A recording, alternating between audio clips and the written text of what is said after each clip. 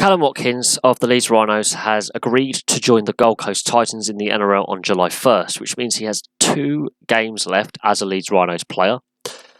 I'm a bit surprised by this move happening at this point in the season. I know there's a salary cap in the NRL and clubs have to be cap compliant, but there has been a fair bit of player movement in the last couple of weeks in the NRL, which has freed up some cap space for some clubs. I think what is striking is he's going mid-season.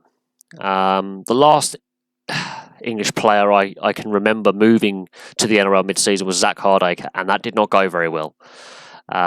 While Kallum Watkins is up to speed and is fully match fit, he's got to leave one style of rugby league, which is the Superleague, and transplant himself in the NRL in a team at the bottom of the table in the Gold Coast Titans. And their style of rugby league is different to what the Leeds Rhinos play.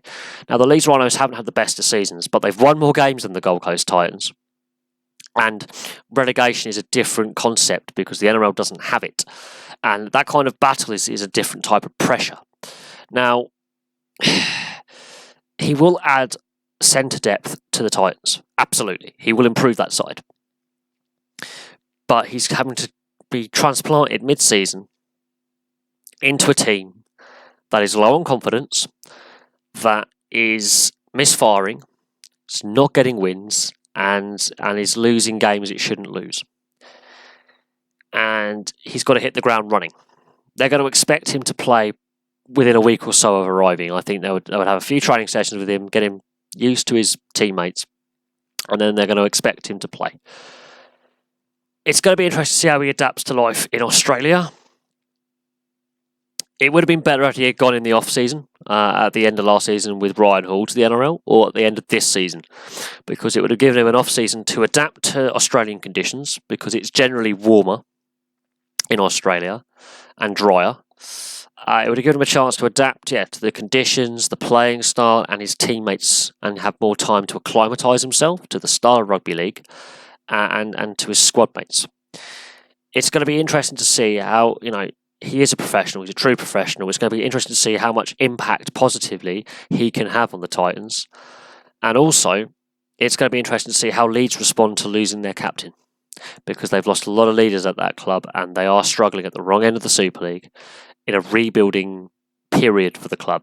They're in a transition period and they're not certain to stay up because the relegation promotion system has changed between Championship and Super League.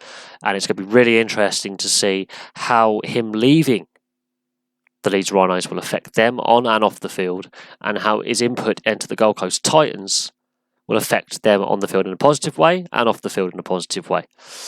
We'll know more on length of contract as time progresses, but he's going to be joining the Gold Coast Titans on July 1st, and expect him to be in the side pretty early, pretty quick. Expect him to play within a couple of weeks of arriving and have his debut, and he might play the rest of the season. It's going to be interesting to see what type of impact he has and what kind of working relationship he'll have with his outside wingers and fullback, and with his halves in Roberts and especially Tyrone Roberts, because Tyrone Roberts has played in Super League. That's going to be interesting to see how their working relationship works. But for now, thank you very much for watching. Please like and subscribe. Place your comments below and I'll have some more videos for you very, very soon.